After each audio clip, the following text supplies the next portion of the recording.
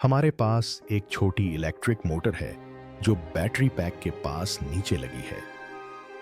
हम 70% पानी और केवल 30% जमीन है। इसीलिए वास्तव में मीठे पानी की उपलब्धता केवल ऊर्जा और परिवहन पर निर्भर करती है।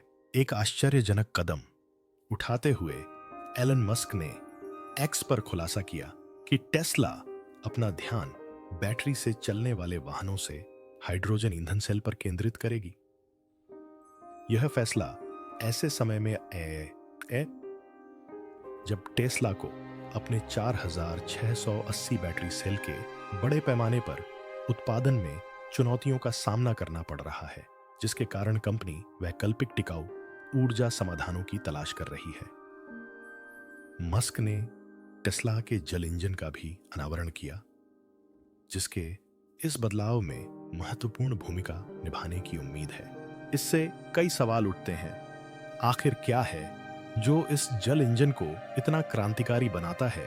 इसका ऑटोमोटिव उद्योग और अन्य क्षेत्रों पर क्या प्रभाव पड़ेगा? टेस्ला के सीईओ की नवीनतम अद्भुत तकनीक के लिए देखते रहिए। स्थिरता के प्रति एलन मस्क का जुनून। टेस्ला और स्पेसएक्स के दूरदर्शी नेता एलन मस्क तकनीक और स्थिरता के क्षेत्र में एक प्रमुख हस्ती हैं। नवाचार के प्रति उनके अटूट समर्पण ने ऑटोमोटिव और अंतरिक्ष उद्योगों में अभूतपूर्व प्रगति की है। टेस्ला के साथ एलोन मस्क का लक्ष्य केवल इलेक्ट्रिक वाहन बनाना नहीं था। उनका लक्ष्य परिवहन में क्रांति लाना था। इलेक्ट्रिक कारों के बेहतरीन प्रदर्शन और वांछनीयता का प्रदर्शन करके उन्होंने स्थायी ऊर्जा समाधानों की ओर बदलाव को तेज करने में महत्वपूर्ण भूमिका निभाई है। स्पेसएक्स के साथ मस्क की महत्वाकांक्षाएं पृथ्वी से भी आगे तक फैली हुई हैं। मीडिया रिपोर्टों के अनुसार स्पेसएक्स अंतरिक्ष यात्रा को सभी के लिए सुलभ बनाना चाहता है और मंगल ग्रह पर मानव बस्ती बसाने का मार्ग प्रशस्त करना चाहता है। इन लक्ष्यों की प्राप्ति के लिए उनके अथक प्रयास ने आधुनिक तकनीक के अग्रदूत के रूप में उनकी प्रतिष्ठा को और मजबूत किया है। जल इंजन बेहद व्यावहारिक है और हम इस पर इतना विश्वास क्यों करते हैं, यह जानकर आप दंग रह जाएंगे। याद रखें कि रॉकेट की पूर्ण प्रयोज्यता में स्पेसएक्स के प्रयासों ने अंतरिक्ष उद्योग को भी नया रूप दिया है। स्पेसएक्स की इंजीनियरिंग क्षमता की बदौलत रॉकेटों की सफल लैंडिंग और पुनः उपयोग अब एक वास्तविकता बन गया है।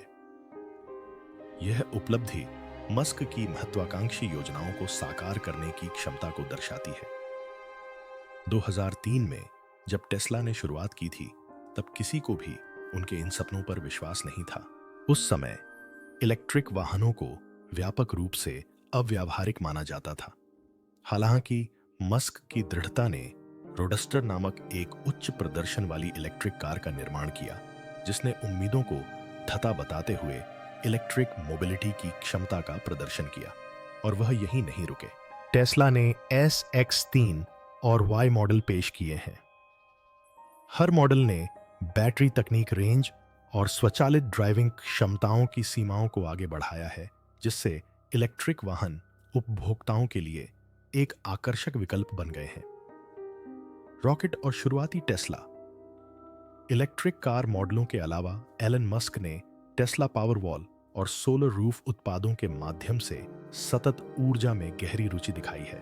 टेस्ला सोलर रूफ को घरों और व्यवसायों के लिए एक सतत ऊर्जा पारिस्थितिकी तंत्र बनाने के लिए डिजाइन किया गया था।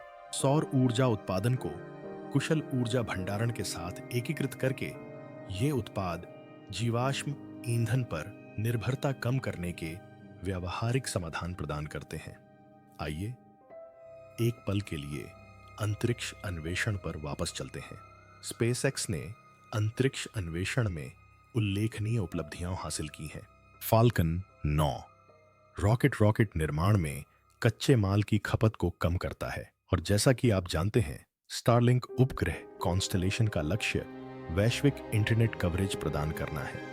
ये उपलब्धियां तकनीक और नवाचार पर मस्क के दूरगामी प्रभाव को दर्शाती हैं। अब बात करते हैं जल इंजन की।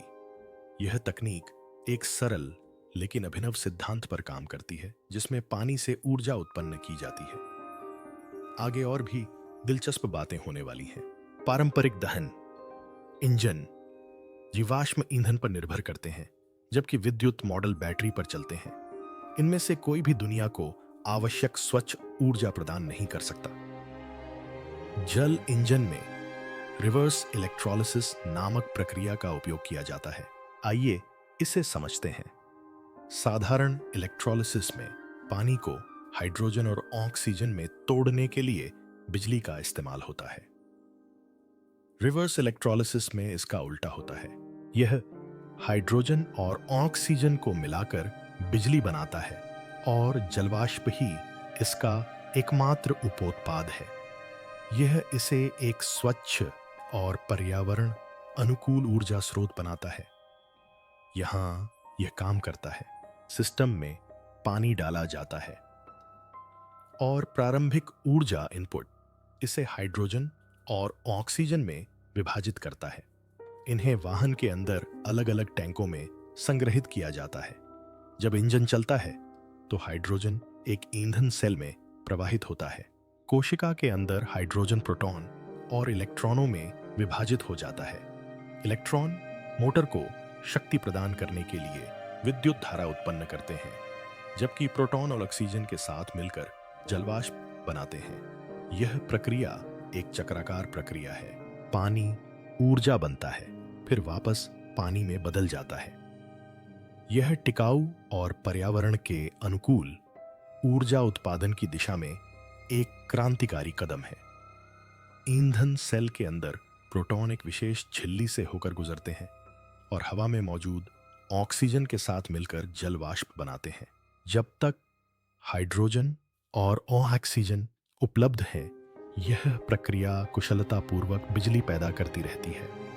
लेकिन यह पानी से चलने वाला इंजन सामान्य और बिजली से चलने वाले इंजनों से कैसे तुलना करता है? परिणाम आश्चर्यजनक है। उत्तर और बहुत कुछ जानने के लिए देखते रहें। विशेषज्ञों के अनुसार पारंपरिक दहन इंजन लगभग 20 से 30% कुशल होते हैं और ऊष्मा के रूप में बहुत अधिक ऊर्जा बर्बाद करते हैं। दूसरी ओर विद्युत इंजन कहीं बेहतर होते हैं, जिनकी दक्षता 85 से 90% तक होती है। लेकिन दुर्भाग्य से विद्युत इंजनों के अपने नुकसान भी हैं। उदाहरण के लिए इनकी चार्जिंग धीमी होती है और समय के साथ बैटरी खराब हो जाती है।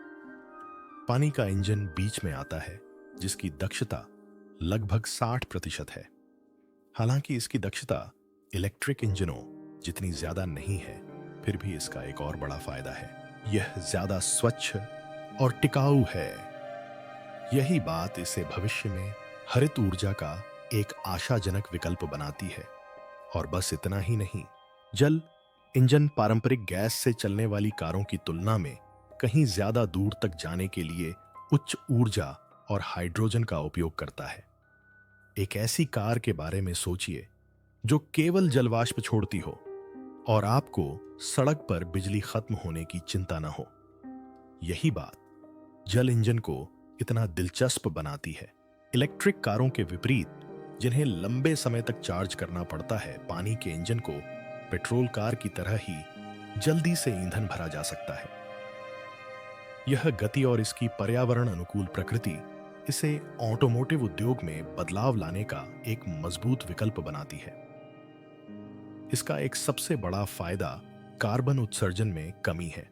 सामान्य इंजन बहुत अधिक कार्बन डाइऑक्साइड और प्रदूषक छोड़ते हैं, जो पर्यावरण को नुकसान पहुंचाते हैं और जलवायु परिवर्तन में योगदान करते हैं। दूसरी ओर जल इंजन केवल जलवाष्प उत्पन्न करता है। यह एक स्वच्छ टिकाऊ विकल्प है जो हमारे कार्बन उत्सर्जन को कम करने और हमें एक हरित भविष्य की ओर ले जाने में मदद कर सकता है। इसे और भी बेहतर तरीके से समझने के लिए एक सामान्य पेट्रोल कार सालाना लगभग 4.6 मीट्रिक टन कार्बन डाइऑक्साइड उत्सर्जित करती है। पानी से चलने वाले इंजन पर स्विच करने से ये उत्सर्जन पूरी तरह से खत्म हो सकते हैं। इसके अलावा पर्यावरण कार्यकर्ताओं का मानना है कि नाइट्रोजन ऑक्साइड और अन्य हानिकारक कणों के बिना शहरी वायु गुणवत्ता में नाटकीय रूप से सुधार होगा। इलेक्ट्रिक वाहन पेट्रोल से चलने वाली कारों की तुलना में ज्यादा स्वच्छ होते हैं, लेकिन वे पूरी तरह से सही नहीं हैं। लिथियम और कोबाल्ट जैसी बैटरी सामग्री का खनन पर्यावरण के लिए हानिकारक है। अगर इलेक्ट्रिक वाहनों को चार्ज करने के लिए बिजली जीवाश्म ईंधन से आती है, तो कार्बन की बचत उतनी ज्यादा नहीं होगी जितनी दावा किया जाता है। अगला स्वच्छ विकल्प हाइड्रोजन ईंधन सेल है, क्योंकि ये केवल अपशिष्ट के रूप में पानी उत्पन्न करते हैं, लेकिन यह उतना आसान नहीं है जितना लगता है। हाइड्रोजन का उत्पादन अक्सर प्राकृतिक गैस पर निर्भर करता है, जो फिर भी कार्बन उत्सर्जित करती है। इससे पता चलता है कि परिवहन को ऊर्जा प्रदान करने के लिए सही मायने में टिकाऊ तरीके खोजना कितना मुश्किल हो सकता है। जल इंजन एक स्वच्छ और हरित भविष्य की ओर एक आशाजनक कदम है। हाइड्रोजन का भंडारण और परिवहन आसान है। इसका ऊर्जा घनत्व कम होता है और इसे स्थिर रखने के लिए उच्च दबाव वाले टैंकों की आवश्यकता होती है। टेस्ला के इंजीनियरों ने इसे ठीक करने के लिए जो किया वह आपको हैरान कर देगा। टेस्ला के इंजीनियरों का मानना है कि रिवर्स इलेक्ट्रोलिसिस का उपयोग करके उनका जल इंजन इन समस्याओं को अधिक सफाई और कुशलता से हल कर सकता है। हम एक और महत्वपूर्ण पहलू का जिक्र करना भूल गए, वह है वित्तीय। आर्थिक रूप से पानी से चलने वाला इंजन लंबे समय में काफी बचत कर सकता है। गैस से चलने वाले इंजनों को नियमित रखरखाव की जरूरत होती है, जैसे तेल बदलना और एग्जॉस्ट की मरम्मत, जो समय के साथ बढ़ती जाती है।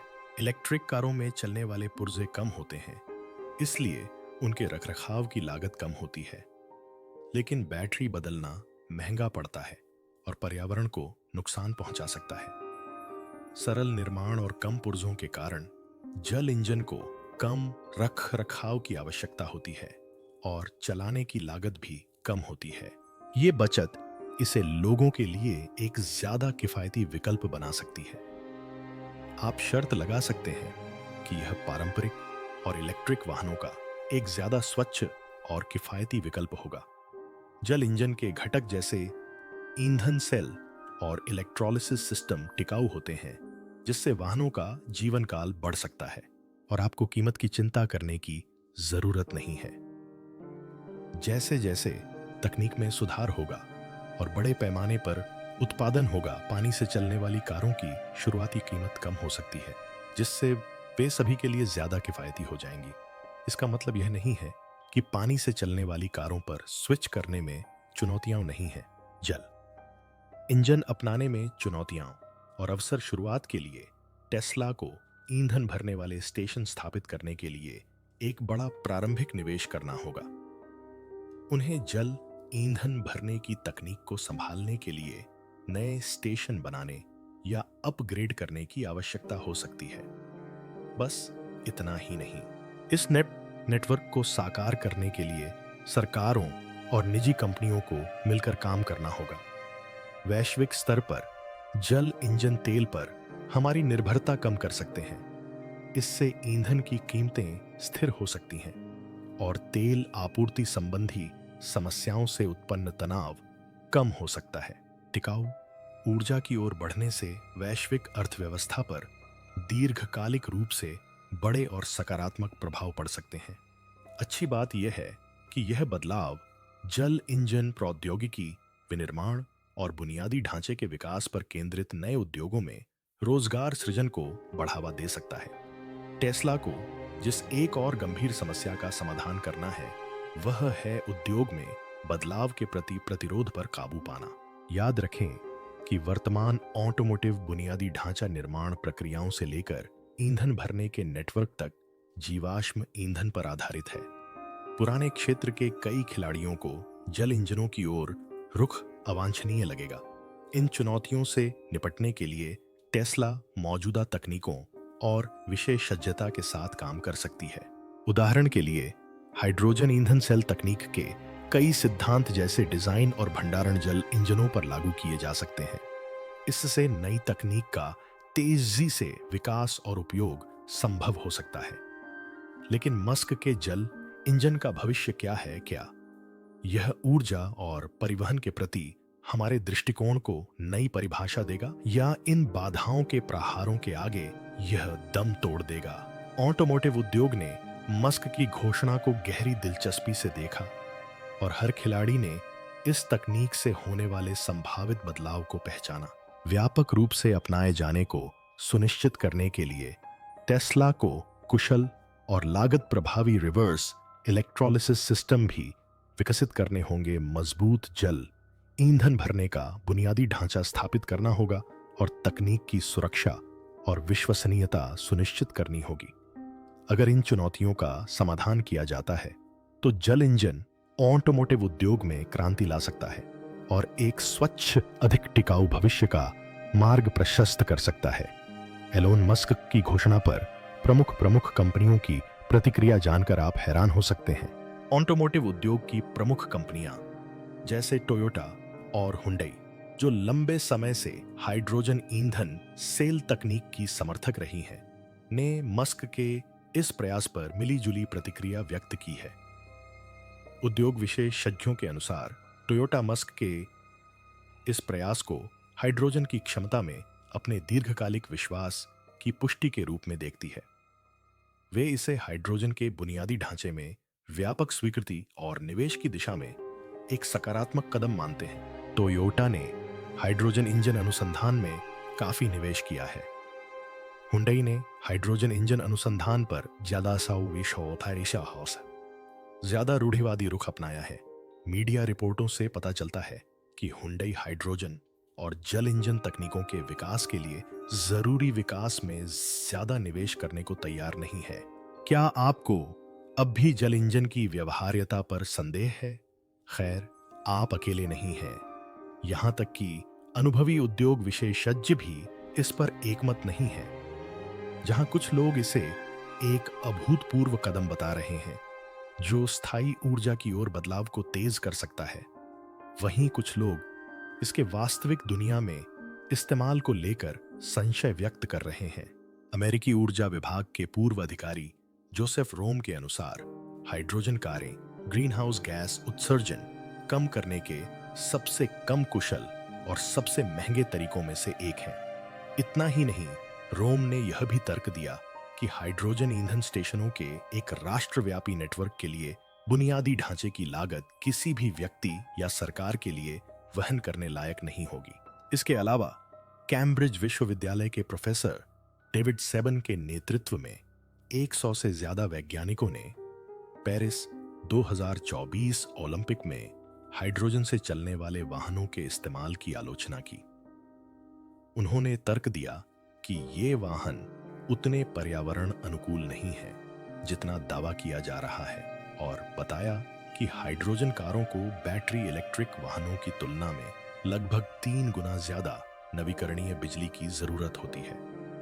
उन्होंने यह भी बताया कि ज्यादातर हाइड्रोजन जीवाश्म ईंधन से उत्पादित होता है, जिससे इसकी पर्यावरण अनुकूलता कमजोर होती है।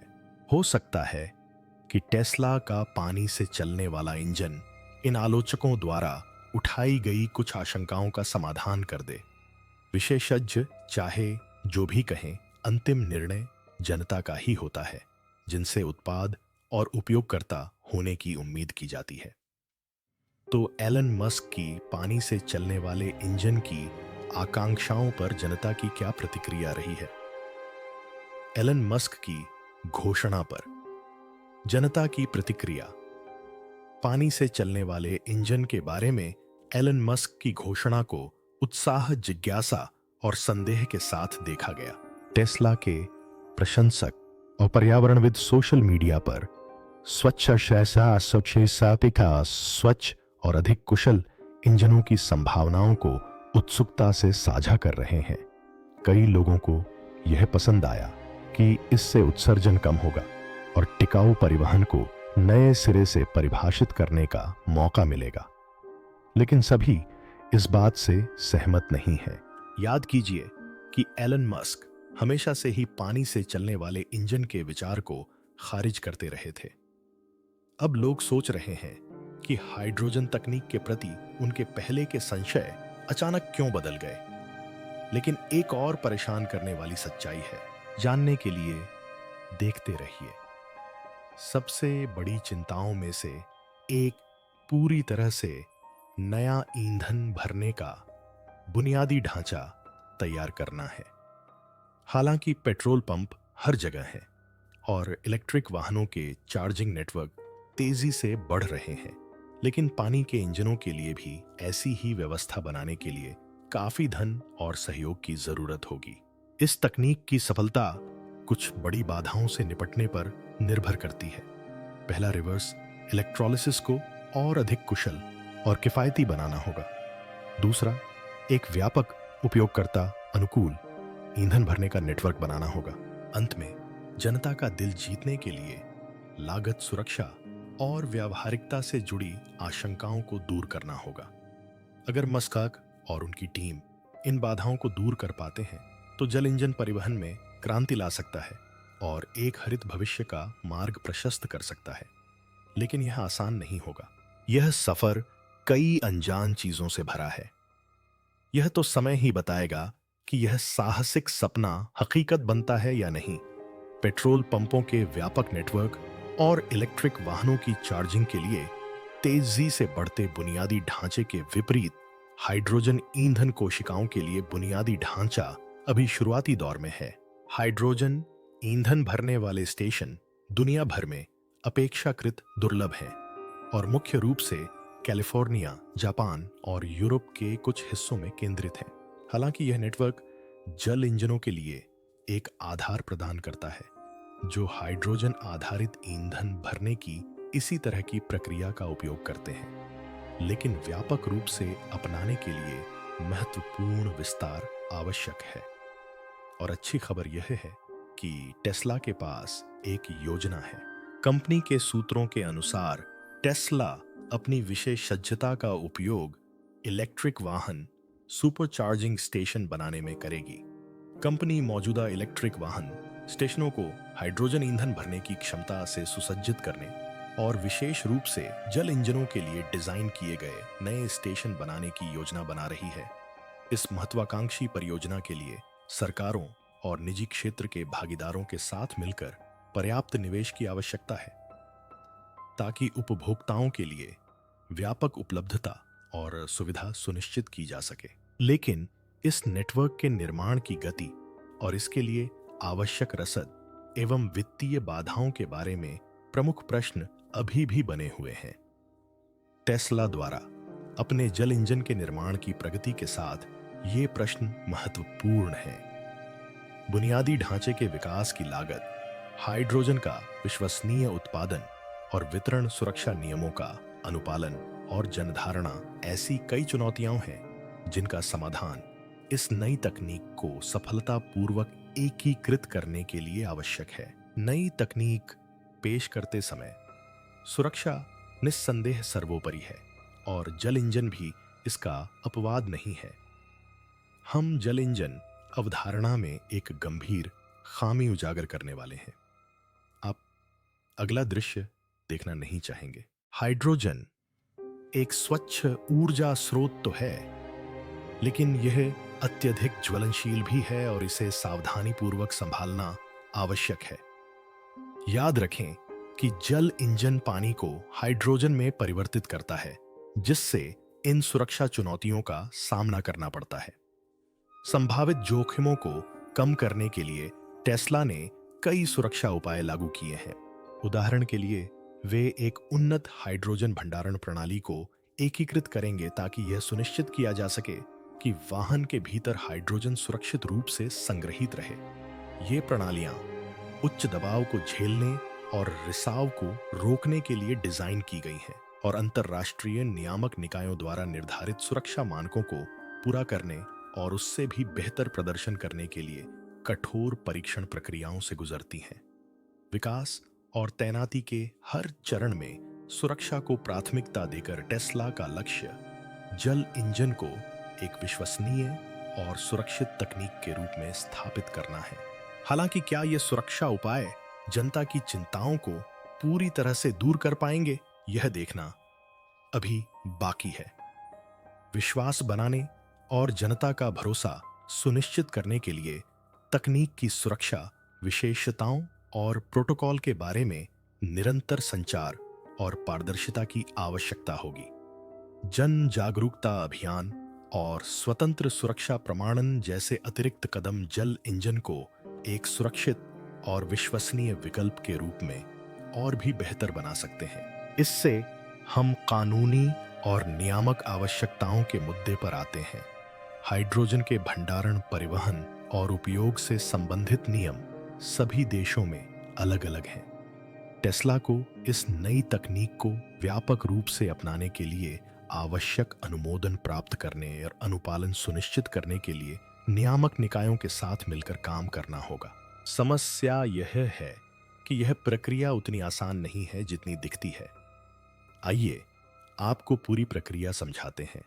इसकी शुरुआत अक्सर व्यापक दस्तावेजीकरण, कठोर परीक्षण और नियामकों के साथ निरंतर बातचीत से होती है, ताकि चिंताओं का समाधान किया जा सके और बदलती जरूरतों के अनुसार ढला जा सके। इन प्रयासों के बिना टेस्ला कभी भी नियामक बाधाओं को पार नहीं कर पाती। एक और महत्वपूर्ण प्रश्न का उत्तर देना जरूरी है। क्या यह तनाव के लायक है, जल इंजन का मामला? आइए सबसे पहले देखें कि जल इंजन और हाइड्रोजन ईंधन सेल में क्या अंतर है। जैसा कि हमने पहले बताया था, हाइड्रोजन ईंधन सेल उच्च ऊर्जा घनत्व प्रदान करते हैं, जिससे लंबी दूरी तक ड्राइविंग और कम ईंधन भरने में मदद मिलती है। ये केवल जल वाष्प उत्सर्जित करते हैं, जिससे ये पर्यावरण के अनुकूल होते हैं। हालांकि हाइड्रोजन गैस के उत्पादन, भंडारण और परिवहन में चुनौतियां आती हैं, क्योंकि यह अत्यधिक ज्वलनशील होती है और इसके लिए विशेष बुनियादी ढांचे की आवश्यकता होती है। जल engine on and demand hydrogen उत्पादन में बेहतर होते हैं। इसका अर्थ है कि वे बेहतर भंडारण प्रदान कर सकते हैं और हाइड्रोजन गैस के संचालन से जुड़े जोखिमों को कम कर सकते हैं। लेकिन बात यहीं खत्म नहीं होती। जल इंजन नवीकरणीय ऊर्जा स्रोतों के साथ सहजता से एकीकृत हो सकते हैं, जिससे स्थायित्व और भी बेहतर हो जाता है। हालांकि रिवर्स इलेक्ट्रोलिसिस के लिए काफी शुरुआती ऊर्जा निवेश की आवश्यकता होती है। इससे समग्र दक्षता प्रभावित हो सकती है। मुख्य बात यह है कि जल इंजन की सफलता कई कारकों पर निर्भर करेगी, जिनमें तकनीकी चुनौतियों से पार पाने की उसकी क्षमता, मजबूत ईंधन भरने के बुनियादी ढांचे की स्थापना और हाइड्रोजन ईंधन सेल व बैटरी इलेक्ट्रिक वाहनों जैसी मौजूदा तकनीकों के साथ उसकी प्रतिस्पर्धात्मकता शामिल है। हमने जल चालित वाहनों के लिए आवश्यक अनुसंधान, विकास और निवेश की उच्च लागत पर पर्याप्त चर्चा की है। अब आप टेस्ला और संभावित निवेशकों की कमाई की संभावनाओं के बारे में सोच रहे होंगे। पानी से चलने वाले इंजनों की बाजार संभावनाएं आशाजनक तो लगती हैं, लेकिन चुनौतीपूर्ण भी। अच्छी खबर यह है कि ऑटोमोटिव उद्योग कार्बन उत्सर्जन कम करने और टिकाऊ ऊर्जा स्रोतों को अपनाने पर ध्यान केंद्रित कर रहा है। दुनिया भर की सरकारें सख्त उत्सर्जन लक्ष्य निर्धारित कर रही हैं और स्वच्छ ऊर्जा तकनीकों के लिए प्रोत्साहन दे रही हैं, जिससे जल इंजन जैसे नवाचार के लिए अनुकूल वातावरण बन रहा है। इसलिए एलन मस्क जैसे नव प्रवर्तक स्थिरता के प्रति अपनी प्रतिबद्धता में अकेले नहीं हैं। बाजार की संभावनाओं के लिहाज से सीमित से इंजन शुरुआती स्तर पर शुरुआती अपनाने वालों और पर्यावरण के प्रति जागरूक उपभोक्ताओं को आकर्षित कर सकते हैं। हालांकि जैसे जैसे तकनीक में सुधार होगा और लागत कम होगी, ज्यादा लोग इसे अपनाएंगे। विश्लेषकों के पूर्वानुमानों के अनुसार अगर टेस्ला दक्षता और बुनियादी ढांचे से जुड़ी समस्याओं को हल कर लेती है और विनिर्माण व तैनाती का विस्तार कर पाती है, तो अगले दशक में जल इंजन बाजार में अच्छी खासी हिस्सेदारी हासिल कर सकते हैं। इस वृद्धि को सुनिश्चित करने के लिए टेस्ला को सार्वजनिक और वाणिज्यिक क्षेत्रों के साथ साझेदारी करने की भी आवश्यकता हो सकती है। यह बताना जरूरी है कि जल इंजन बाजार में अकेले नहीं होंगे।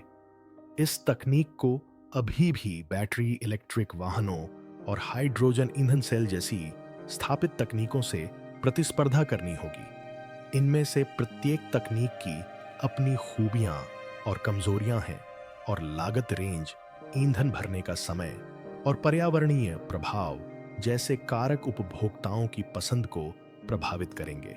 एलन मस्क के दृढ़ संकल्प और टेस्ला इंजीनियरों की चतुराई के अलावा पानी के इंजनों का बाजार में भविष्य अन्य कारकों पर भी निर्भर करेगा। हम सरकारी नीतियों, तकनीकी प्रगति और उपभोक्ता मांगों की बात कर रहे हैं। अब इन कारकों में कुछ भयावहता है। डरावनी बात यह है कि ये स्थिर नहीं रहते। इस गतिशील परिवेश में प्रतिस्पर्धी बने रहने के लिए जल इंजनों को अनुकूलन और विकास करना होगा। अंततः जल इंजनों की सफलता तकनीकी नवाचार, रणनीतिक साझेदारियों और एक अनुकूल नीति के संयोजन पर निर्भर करेगी। अगर ये सभी तत्व एक साथ आ जाएं, तो जल इंजन ऑटोमोटिव उद्योग में क्रांति ला सकते हैं और एक स्वच्छ, अधिक टिकाऊ भविष्य में महत्वपूर्ण योगदान दे सकते हैं। इस तकनीक पर संदेह करने वालों के लिए आइए कुछ पुरानी यादें ताजा करें। हम जो कुछ बताएंगे वह जल इंजन के बारे में आपकी सोच पूरी तरह बदल देगा। इंजन तकनीक का सफर सदियों पहले 17वीं सदी के अंत में भाप इंजन के आविष्कार के साथ शुरू हुआ था। थॉमस न्यूकोमेन और जेम्स वॉट जैसे अग्रदूतों ने इन शुरुआती डिजाइनों में काफी सुधार किया और परिवहन और उद्योग में क्रांति ला दी। भाप इंजन औद्योगिक क्रांति की प्रेरक शक्ति बन गए, जिन्होंने इंजनों, जहाजों और कारखानों को शक्ति प्रदान की। हालांकि 19वीं सदी के उत्तरार्ध में निकोलस ऑटो और रुडोल्फ डीजल जैसे आविष्कारकों की चतुराई के कारण आंतरिक दहन इंजन का उदय हुआ। ऑटो के 4 स्ट्रोक इंजन और डीजल के कंप्रेशन इग्निशन इंजन ने आधुनिक गैसोलीन और डीजल इंजनों की नींव रखी। इन इंजनों ने बेहतर दक्षता और शक्ति प्रदान की, जिसके कारण इन्हें ऑटोमोबाइल, विमानों और जहाजों में व्यापक रूप से अपनाया गया। 20वीं सदी में आंतरिक दहन इंजनों में सामग्री ईंधन इंजेक्शन प्रणालियों और टर्बोचार्जिंग में और सुधार हुए। इन सुधारों ने प्रदर्शन, ईंधन दक्षता और उत्सर्जन नियंत्रण को बेहतर बनाया, जिससे आंतरिक दहन इंजन आधुनिक परिवहन का मुकुट रत्न बन गए। हालांकि प्रदूषण और जीवाश्म ईंधन की कमी को लेकर चिंताएं बढ़ीं और वैकल्पिक ईंधन इंजनों की खोज तेज हुई। यह हमें 20वीं सदी के अंत और 21वीं सदी के शुरुआती दौर में ले आता है, जब इलेक्ट्रिक वाहनों ने लोकप्रियता हासिल करना शुरू किया। उन्होंने पारंपरिक दहन इंजनों के एक स्वच्छ और अधिक टिकाऊ विकल्प का वादा किया। इलेक्ट्रिक मोबिलिटी की ओर यह बदलाव एक स्वच्छ और अधिक टिकाऊ भविष्य की आवश्यकता से प्रेरित इंजन प्रौद्योगिकी के निरंतर विकास में एक नया अध्याय शुरू करता है। मस्क के नेतृत्व में टेस्ला जैसी कंपनियों ने बैटरी तकनीक, रेंज और चार्जिंग इंफ्रास्ट्रक्चर में प्रगति के साथ इलेक्ट्रिक वाहनों की क्रांति का नेतृत्व किया। हालांकि वैकल्पिक ईंधन इंजनों की मांग मस्क के हालिया प्रयासों से पहले ही आ गई थी। क्या आपको याद है कि हाइड्रोजन ईंधन सेल 1960 के दशक में विकसित किए गए थे? नासा ने अपोलो मिशन के दौरान अंतरिक्ष यान को ऊर्जा प्रदान करने के लिए हाइड्रोजन ईंधन सेल का इस्तेमाल किया था, जिससे इस तकनीक की क्षमता का प्रदर्शन हुआ। हालांकि कई समस्याओं के कारण हम इसे व्यावसायिक स्तर पर अपनाने में सफल नहीं हो सके। उदाहरण के लिए हाइड्रोजन उत्पादन, भंडारण और बुनियादी ढांचे की लागत बहुत अधिक थी। जैव ईंधन इंजनों का विकास एक और सराहनीय प्रयास था। 2000 के दशक की शुरुआत में पौधों और जैविक कचरे से प्राप्त इथेनॉल और बायोडीजल जैसे जैव ईंधनों में रुचि बढ़ी। हालांकि जैव ईंधन नवीकरणीय ऊर्जा का एक स्रोत थे, लेकिन उनकी सीमाएं भी थीं। थोड़ी मात्रा में जैव ईंधन के उत्पादन के लिए भारी मात्रा में कृषि भूमि और पानी की आवश्यकता होती है, जिससे खाद्य सुरक्षा और पर्यावरणीय स्थिरता को लेकर चिंताएं बढ़ जाती हैं। इलेक्ट्रिक वाहन स्वयं इंजन तकनीक में एक बड़े बदलाव का प्रतिनिधित्व करते हैं। 1990 के दशक में जनरल मोटर्स के ईवी एक जैसे शुरुआती इलेक्ट्रिक वाहनों ने इलेक्ट्रिक प्रणोदन की क्षमता का प्रदर्शन किया। हालांकि सीमित रेंज, उच्च लागत और अपर्याप्त चार्जिंग इंफ्रास्ट्रक्चर ने व्यापक रूप से अपनाने में बाधा उत्पन्न की। लिथियम आयन बैटरियों में प्रगति और व्यापक चार्जिंग नेटवर्क की स्थापना के बाद ही इलेक्ट्रिक वाहनों का विकास संभव हो पाया। वैकल्पिक ईंधन इंजनों के इतिहास से एक महत्वपूर्ण सबक बुनियादी ढांचे की महत्वपूर्ण भूमिका है। पर्याप्त बुनियादी ढांचे की कमी के कारण हाइड्रोजन ईंधन सेल और शुरुआती इलेक्ट्रिक वाहनों दोनों को ही गंभीर चुनौतियों का सामना करना पड़ा। हाइड्रोजन ईंधन भरने के लिए टेस्ला के मौजूदा सुपरचार्जर नेटवर्क का लाभ उठाने की मस्क की योजना इस बाधा का सीधा समाधान करेगी। नवीकरणीय होने के बावजूद जैव ईंधन अक्सर उत्पादन के दौरान अपनी उपज से ज्यादा ऊर्जा की खपत करते हैं। मस्क का लक्ष्य जल इंजन में रिवर्स इलेक्ट्रोलिसिस प्रक्रिया को अनुकूलित करके ऊर्जा दक्षता को अधिकतम करना है, ताकि यह सुनिश्चित हो सके कि पानी का विभाजन और हाइड्रोजन और ऑक्सीजन का पुनर्संयोजन यथासंभव कुशल हो। इस ऐतिहासिक संदर्भ में मस्क का जल इंजन स्वच्छ और अधिक टिकाऊ इंजन तकनीक की खोज में नवीनतम विकास का प्रतिनिधित्व करता है। पिछले नवाचारों की सफलताओं और चुनौतियों से सीख लेकर मस्क एक बार फिर सीमाओं को आगे बढ़ा रहे हैं।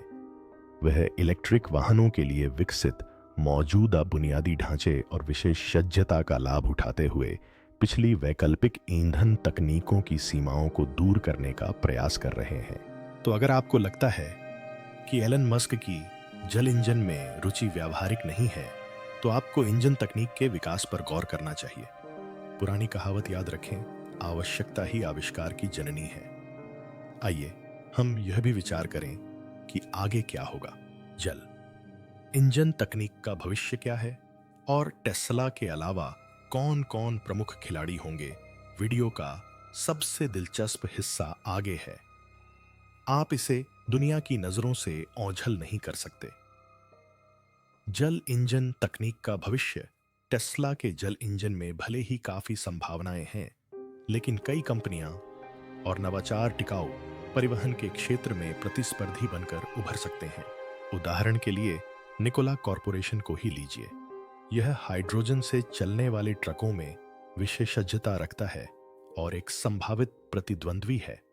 असफलताओं का सामना करने के बावजूद निकोला ने हाइड्रोजन ईंधन सेल से चलने वाले भारी भरकम वाहन विकसित करने में प्रगति की है। बात यही है, वे वाणिज्यिक बाजार पर ध्यान केंद्रित कर रहे हैं, जो टेस्ला के लिए खासकर लंबी दूरी के ट्रकिंग क्षेत्र में एक बड़ी चुनौती बन सकता है। BMW जल इंजन तकनीक पर भी काम कर रही है।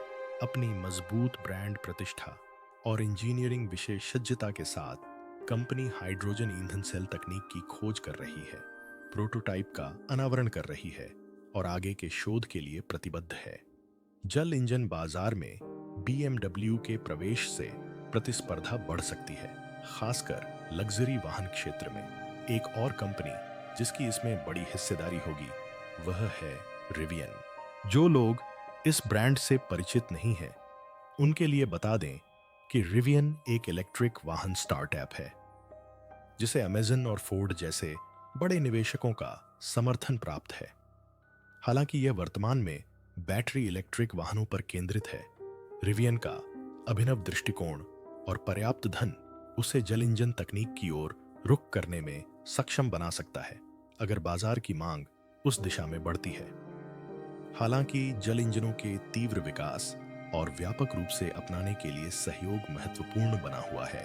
टेस्ला का अपने तकनीकी लक्ष्यों को आगे बढ़ाने के लिए रणनीतिक साझेदारियां बनाने का इतिहास रहा है। अन्य ऑटोमोटिव कंपनियों, ऊर्जा प्रदाताओं और अनुसंधान संस्थानों के साथ सहयोग नवाचार को गति दे सकता है, बुनियादी ढांचे के विकास को सुगम बना सकता है और लागत कम कर सकता है, जिससे अंततः पूरे उद्योग और उपभोक्ताओं को लाभ होगा। जल इंजनों के लिए प्रतिस्पर्धा गतिशील और कड़ी होने की संभावना है। टेस्ला की सफलता उसकी तकनीकी दक्षता और प्रतिस्पर्धियों से आगे निकलने, रणनीतिक गठबंधन बनाने और बदलती बाजार मांगों के अनुकूल ढलने की क्षमता पर निर्भर करेगी। टेस्ला अग्रणी तकनीकी कंपनियों, विश्वविद्यालयों और अनुसंधान संस्थानों के साथ साझेदारी कर सकती है ताकि अत्याधुनिक अनुसंधान, विशिष्ट ज्ञान और उन्नत तकनीकों तक पहुंच प्राप्त की जा सके और अपने जल इंजन के विकास और परिशोधन में तेजी लाई जा सके। हाइड्रोजन अनुसंधान में अग्रणी विश्वविद्यालयों के साथ सहयोग टेस्ला को अपने जल इंजन की दक्षता और प्रदर्शन को बढ़ाने में मदद कर सकता है।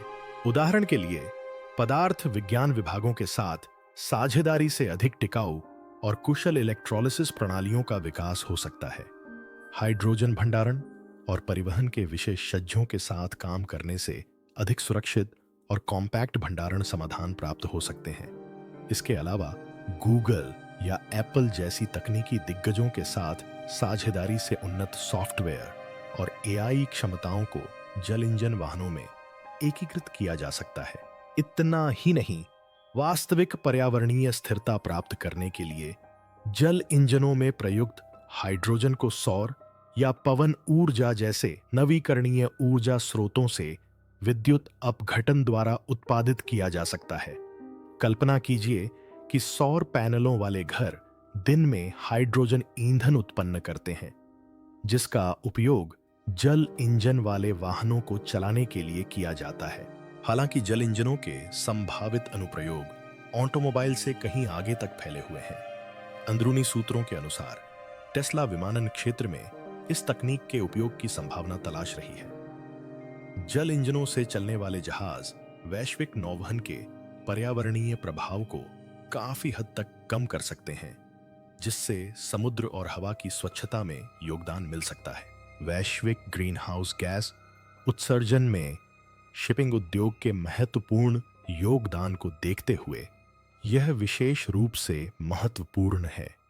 जल इंजन उच्च ऊर्जा मांग वाले भारी उद्योगों में एक स्थायी विकल्प प्रदान कर सकते हैं, जीवाश्म ईंधन पर निर्भरता कम कर सकते हैं और उत्सर्जन में कटौती कर सकते हैं। यह विनिर्माण, खनन और निर्माण जैसे क्षेत्रों पर भी महत्वपूर्ण प्रभाव डाल सकता है, जिससे उन्हें स्वच्छ ऊर्जा स्रोतों की ओर बढ़ने में मदद मिलेगी। स्वच्छ और टिकाऊ ऊर्जा समाधान प्रदान करके जल इंजन न केवल परिवहन बल्कि बिजली उत्पादन और औद्योगिक प्रक्रियाओं में भी क्रांति ला सकते हैं, जिससे एक हरित और अधिक टिकाऊ भविष्य का निर्माण हो सकता है।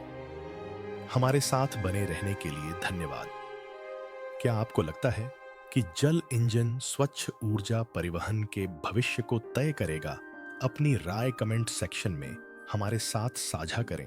अगर आपको वीडियो पसंद आया हो तो लाइक, शेयर और हमारे चैनल को सब्सक्राइब करें। साथ ही अपनी स्क्रीन पर नीचे दिए गए वीडियो पर क्लिक करें और आपको यह पसंद आएगा।